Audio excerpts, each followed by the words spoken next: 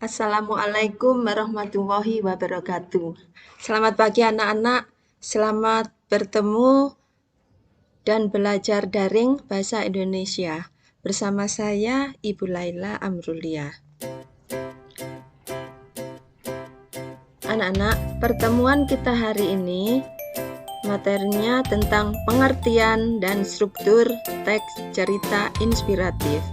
Materi Bahasa Indonesia kelas 9 di semester genap ini.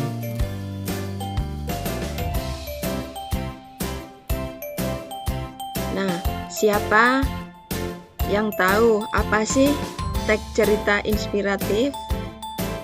Ya, mungkin di antara kalian sudah ada yang sudah paham tentang materi berikut ini. Teks cerita inspiratif ini berisi kisah-kisah yang memotivasi, menggugah kesadaran, dan memberikan pencerahan kepada pembaca maupun pendengar. Teks cerita inspirasi berbentuk singkat, disajikan dalam bentuk narasi, dan menggugah pembaca untuk bersimpati, berempati, peduli sesama, dan merasakan perasaan pribadi orang lain. Adapun ciri-ciri teks cerita inspiratif, yang pertama, bahwa teks cerita inspiratif ini mempunyai struktur yang terdiri atas orientasi, rangkaian peristiwa, komplikasi, resolusi, dan koda. Ciri yang kedua, teks cerita inspiratif ini memiliki tema yang spesifik mengenai kehidupan seseorang atau perjuangan yang dikembangkan secara naratif. Ciri yang ketiga, amanat atau pesan dalam cerita inspiratif adalah sorotan utama, sehingga alur dikembangkan untuk membawa pembaca memahami amanat yang tepat. Ciri yang keempat, bahwa teks cerita inspiratif ini bersifat naratif, artinya berisi uraian atau rangkaian kejadian dalam hidup seseorang. Ciri selanjutnya yaitu bahwa teks cerita inspiratif ini tokoh utama dalam teks cerita inspiratif ini menjadi panutan untuk pembacanya. Ciri yang keenam, tokoh dalam teks cerita inspiratif ini dapat berasal dari kehidupan nyata ataupun dalam fiksi atau khayalan. Sehingga tak jarang cerita inspiratif dikemas dalam cerita binatang atau dongeng agar mudah diterima atau dipahami pembaca anak-anak. Ini adalah ciri-ciri teks cerita inspiratif. Selanjutnya, struktur cerita inspiratif. Yang pertama, orientasi. Yang kedua, perumitan peristiwa. Yang ketiga, komplikasi. Yang keempat, resolusi. Dan yang kelima adalah koda. Struktur yang pertama yaitu orientasi. Orientasi merupakan pengantar cerita. Biasanya dalam orientasi ini merupakan tahapan yang berisi pendahuluan, perkenalan tokoh, dan latar. Struktur yang kedua yaitu perumitan peristiwa. Perumitan peristiwa berisi kisah tokoh dan peristiwa menuju ke puncak cerita atau konflik. Perumitan peristiwa merupakan tahapan cerita yang mana tokoh mulai mengalami masalah atau mengalami konflik. Bisa konflik fisik maupun konflik batin. Bisa konflik dalam diri tokoh maupun konflik antar tokoh. Struktur yang ketiga yaitu komplikasi. Komplikasi merupakan puncak konflik para tokoh dalam cerita. puncak atau inti cerita, tempat kisah yang menjadi inspirasi di dalam cerita tersebut. Struktur yang keempat yaitu resolusi. Di dalam resolusi, ini merupakan tahapan cerita yang mana konflik mulai terurai dan terpecahkan, dan konflik mulai menurun menuju ke penyelesaian cerita. Jadi di sini peristiwa menyadarkan tokoh tentang kebaikan. Struktur yang kelima yaitu koda. Koda merupakan tahapan penyelesaian cerita. Di dalamnya berisi penyelesaian sekaligus penutup cerita. Biasanya terdapat kesimpulan dan pesan moral. Ini adalah struktur cerita inspiratif.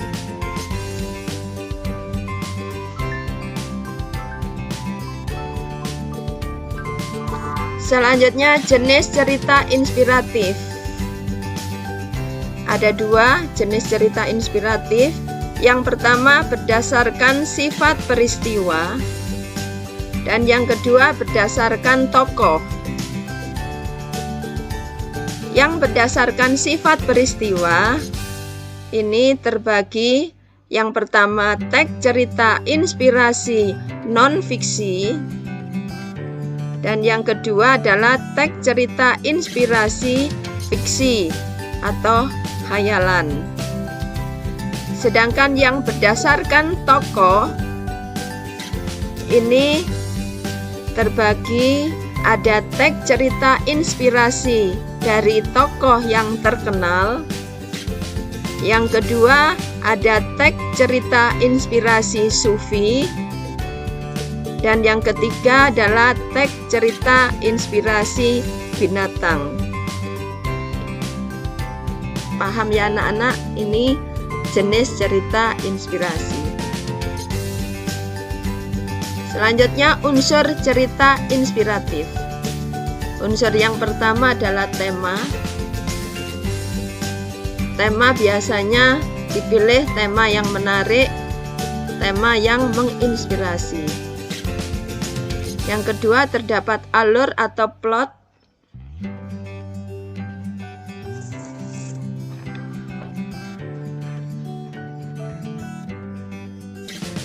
Cerita inspirasi memiliki alur cerita tertentu, hingga pembaca dapat memahami cerita yang disajikan di dalam cerita inspiratif tersebut.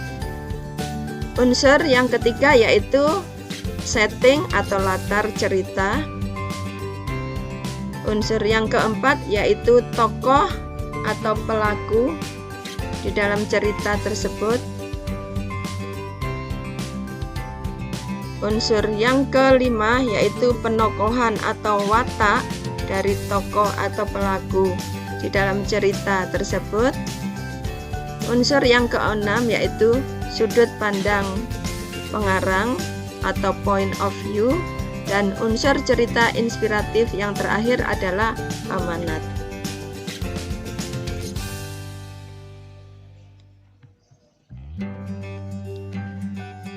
Bagaimana langkah-langkah menyimpulkan teks cerita inspirasi atau inspiratif? Perhatikan langkah-langkah berikut ini. Yang pertama, tentunya kalian harus membaca teks cerita tersebut dengan cermat dan teliti. Selanjutnya, memahami isi dan unsur-unsur di dalam sebuah teks cerita inspirasi. Yang ketiga, menentukan garis besar gagasan pokok atau inti di dalam cerita.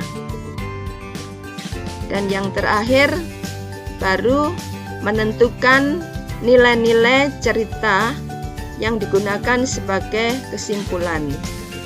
Ini adalah langkah-langkah dalam menyimpulkan sebuah teks cerita inspiratif. Perhatikan contoh cerita inspiratif yang saya sampaikan berikut ini.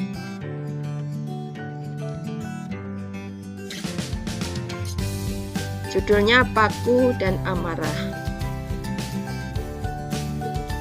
Strukturnya bagian orientasi.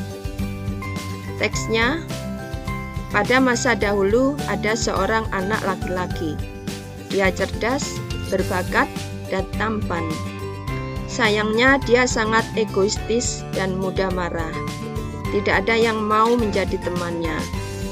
Sering dia marah-marah dan mengumbar kata-kata yang menyakitkan kepada orang-orang di sekitarnya. Ini bagian orientasi, bagian pengenalan tokoh dan setting.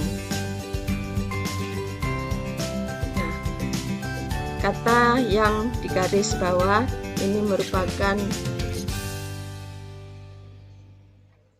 perumitan masalah.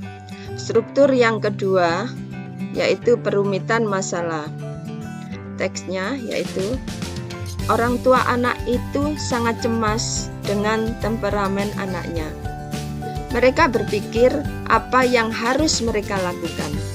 Suatu hari ayahnya mendapat suatu ide. Dia memanggil anaknya dan memberi palu dan sekantong paku kepada anaknya. Sang ayah berkata, "Setiap kamu mau marah, ambil paku dan tancapkan ke pagar tua depan rumah kita sekeras mungkin." Ini struktur perumitan masalah. Struktur komplikasi. Pagar kayu itu ternyata sangat keras. Palu yang digunakan cukup berat. Karena anak laki-laki itu begitu beringas, pada hari pertama saja dia sudah menancapkan 37 paku. Hari demi hari, minggu demi minggu, jumlah paku yang ditancapkan semakin lama semakin berkurang. Setelah beberapa waktu, anak itu mulai paham bahwa menahan amarah itu lebih mudah daripada menancapkan paku ke pagar. Masih bagian komplikasi. Suatu hari anak itu tidak lagi memerlukan palu dan paku. Dia telah belajar menahan amarah dengan baik. Lalu dia datang ke ayahnya dan bercerita tentang keberhasilannya menahan amarah.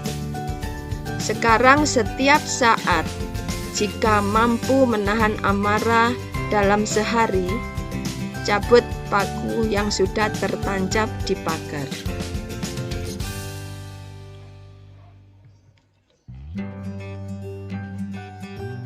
Struktur bagian resolusi.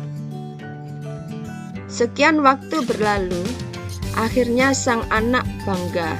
Setelah semua paku tercabut, hilang semuanya.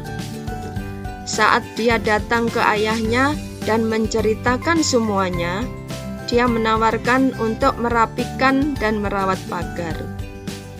"Kamu sudah berhasil, Nak. Tetapi coba perhatikan lubang bekas paku itu. Pagar itu tidak akan bisa menjadi seperti semula. Sudah cacat."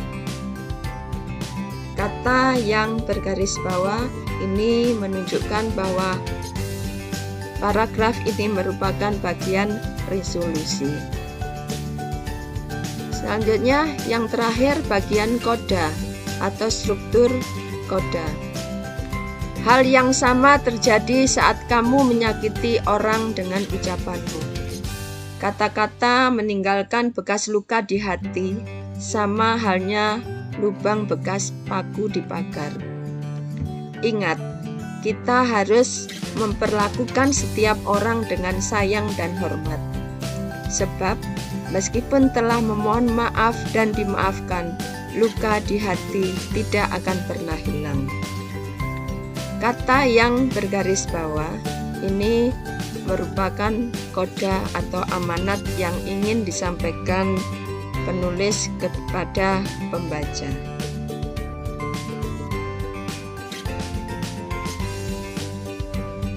Kesimpulan pembelajaran kita hari ini. Yang pertama, bahwa cerita inspiratif merupakan bentuk narasi yang lebih bertujuan memberi inspirasi kepada pembaca. Kesimpulan yang kedua, bahwa cerita inspirasi ceritanya mampu menggugah perasaan dan diharapkan mampu memengaruhi pembaca. Kesimpulan yang ketiga, bahwa struktur teks cerita inspiratif meliputi orientasi, perumitan peristiwa, komplikasi, resolusi, dan koda. Nah, demikian materi teks cerita inspiratif yang sudah saya sampaikan hari ini. Bagian terpenting yang harus kalian lakukan adalah banyak membaca dan berlatih menulis agar kalian dapat terus berkembang. Tetap semangat dan terus berkarya. Saya akhiri pembelajaran kita hari ini. Wassalamualaikum warahmatullahi wabarakatuh.